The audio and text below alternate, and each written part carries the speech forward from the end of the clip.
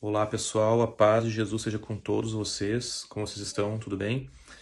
Então chegamos na nossa terceira parte do capítulo 3 de Provérbios. Nós estamos aí nessa jornada e vamos ficar até o final deste ano, agora durante todo o ano lendo uma leitura light de alguns livros, né, com capítulos guiados juntos num grupo do Whats. E espero que esteja te edificando esses vídeos, te ajudando, né, nesse início de ano, te motivando também a se aprofundar e buscar um pouco mais o entendimento da palavra ali, reflexões. E se caso você chegou agora que não viu ainda, a gente tem ali o vídeo do capítulo 1, do capítulo 2, e esse capítulo 3 nós dividimos em 3 partes, tá? E essa é a terceira parte, espero que te ajude e te edifique a tua vida, assim como tem edificado a minha. Então, como é feliz o homem que acha sabedoria, o homem que obtém entendimento, pois a sabedoria é mais proveitosa do que a prata, e rende mais do que o ouro. É mais preciosa do que rubis, nada do que você possa desejar se compara a ela. Então, na verdade, o dinheiro pelo dinheiro, que está falando de recursos, né? O dinheiro em si, ele não abençoa ninguém. Ele, pelo contrário, ele pode até amaldiçoar, né? Então, aonde eu aplico esse dinheiro, né? Eu preciso olhar o dinheiro como uma semente.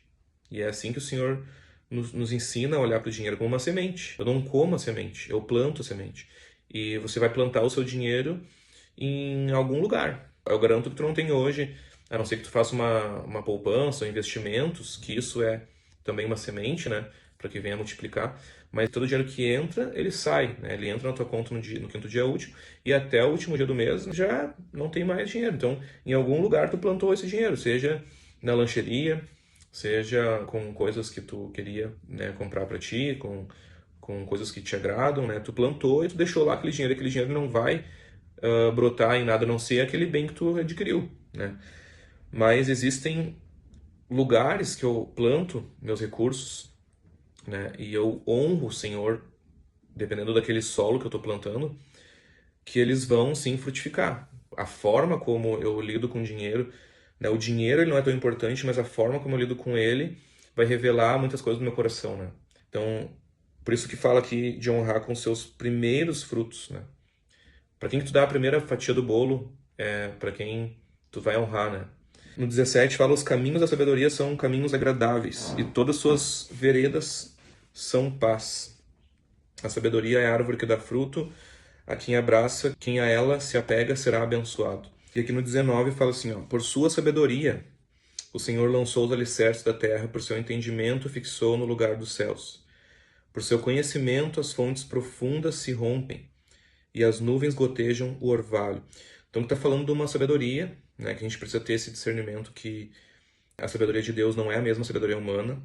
E um bom exemplo para isso é como se eu tivesse um computador em casa, ou um celular, digamos assim, tá? Algum dispositivo ali. Só que esse dispositivo ele não tem acesso à internet. Então, se em algum momento eu tiver acesso, ou de fábrica ele vem com alguns aplicativos já ali, né? Dependendo se eu comprar um computador, por exemplo, ele vai vir com um pacote Office ali, ele vai vir com alguns aplicativos ali que eu consigo instalar.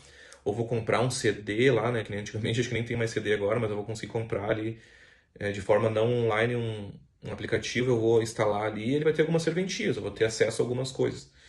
E essa é a sabedoria humana. Só que quando eu conecto esse computador à internet, ele não tem limites agora. Eu posso acessar infinitos conteúdos de infinitos tipos e naturezas, né? Então, é basicamente isso. A sabedoria do homem, ela é limitada, né? E é como se fosse agora, quando eu acessar a sabedoria de Deus, eu agora tenho acesso a coisas que eu nem imaginava, né? Revelações do coração de Deus, né? E isso sai da bolha, né? Isso sai daquela limitação ali, daquela limitação física, né, que eu tenho ali, e me expande para algo que é infinito, né? Isso é a sabedoria de Deus. E é para essa sabedoria que o Senhor nos chama. E para cada um, e conforme a busca de cada um, ele vai se revelando, conforme a gente vai buscando, né, desejando e se abrindo e se expondo também. E ali, no 21, ele fala: meu filho, guarde consigo a sensatez, o equilíbrio, nunca os perca de vista, trarão vida a você e serão um enfeite para o seu pescoço. Então eu vejo muito aqui como eu hoje como pai, né, minha preocupação de eu querer ensinar as coisas para meu filho para que quando ele cresça, ele se dê bem, né? A gente quer que nosso filho se dê bem. E aí é que, como Deus falando, ó, guarde consigo a sensatez e o equilíbrio, nunca os percas de vista, trarão vida. Deus quer que a gente tenha vida. A vocês serão enfeite para o seu pescoço. E no 23 ele fala assim, então você seguirá o seu caminho em segurança. E não tropeçará. Quando se deitar, não terá medo. E o seu sono será tranquilo. E me fez lembrar de Salmos 4, no finalzinho dos Salmos ali, no 7 e 8, ele fala assim, ó, que é o pai dele escrevendo, né? O rei Davi, no caso, escrevendo os Salmos. E aqui nós estamos lendo Provérbios, que foi o filho dele, Salomão. E no Salmos 4 fala assim, encheste o meu coração de alegria, alegria maior do que aqueles que têm fartura de trigo e de vinho. E no 8 fala, em paz me deito e logo adormeço, pois só tu, Senhor, me fazes viver em segurança. Então olha o que um pai está falando, uma geração anterior, e o filho depois, na outra geração, está falando também, quando se deitar não terá medo, e o seu sono será tranquilo. Então, muitas vezes a gente perde nosso sono, muitas vezes a gente se sente sem chão, né? Mas aqui, esse pai e esse filho, 2 gerações, trazendo uma verdade sobre Deus, que Ele é o único que pode te sustentar nesse momento de que você perde o chão, né? Então eu quero orar agora e quero falar com você, talvez está me ouvindo, que perde o sono, né? Que perde a paz, né? Por alguma situação, que talvez agora terminou um ano e virou o ano e achou que as coisas iam mudar e elas continuam da mesma forma, ou que aconteceu alguma coisa que te tirou o teu sono, tirou a tua paz, né? Alguma situação. Eu quero te convidar agora a fechar teus olhos e a reconhecer agora, reconhecer a existência e a preocupação de Deus. Que você possa nesse ano considerar temer o Senhor, né? E honrar Ele, para que Ele te trate também para que isso agora venha fazer parte da realidade da tua vida e que isso faça diferença no teu ano, que a tua paz e o teu sono não dependam de situações, de circunstâncias, porque Jesus falou que no mundo vamos ter aflições, mas é para nós termos bom ânimo porque Ele já venceu o mundo, então Ele não nos tiraria do mundo, mas Ele ora para que a gente permaneça firmes, né?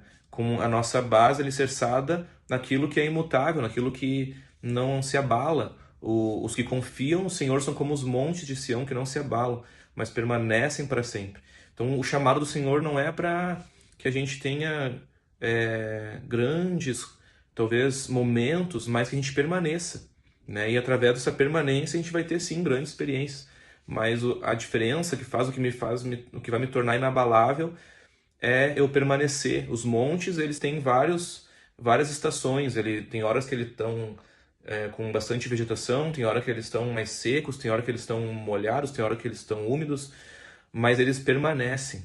O que faz eles inabaláveis é a permanência. E essa permanência que o Senhor nos chama hoje para que a gente permaneça nele, né? E somente com os olhos nele, para que a gente permaneça inabalável, para que a gente não perca o nosso sono, para que a gente seja como o rei Davi, que falou que após ele começar ali no Salmo 4, apavorado ali, sem chão, porque o outro filho dele, não Salomão, estava tomando ali, traindo ele, querendo tomar o reino dele, né? E aí ele reconheceu que a segurança dele não estava no reino dele, não estava no poder que ele tinha, né, militar, mas estava no Senhor. Ele falou ali, encheste meu coração de alegria, alegria maior do que aqueles que têm fartura de trigo e de vinho. Então, o Senhor, Ele quer encher o nosso coração com uma alegria, e alegria maior do que o mundo pode dar.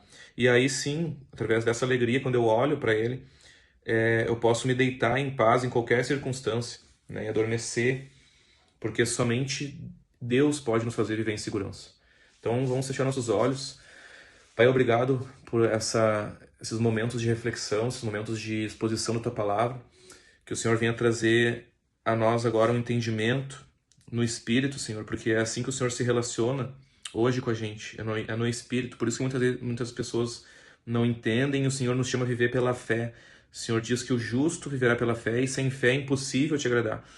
Então, Senhor, que o Senhor venha, através dessa palavra agora, nos gerar fé, para que a gente tenha um temor santo do Senhor, um temor, um reconhecimento, né? E que o Senhor vire, de uma vez por todas, Senhor, o nosso firmamento, o nosso fundamento, e que a partir do Senhor a gente possa reconhecer essa alegria que também o salmista Davi chama de alegria da salvação.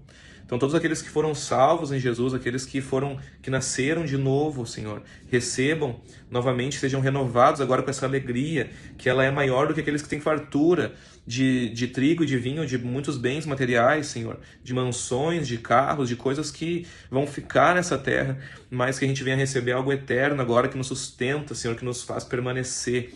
Permaneçam em mim, o Senhor diz, e eu permanecerei em vocês. Aqueles que permanecerem no Senhor, aqueles que estiverem no Senhor, esses darão muito fruto.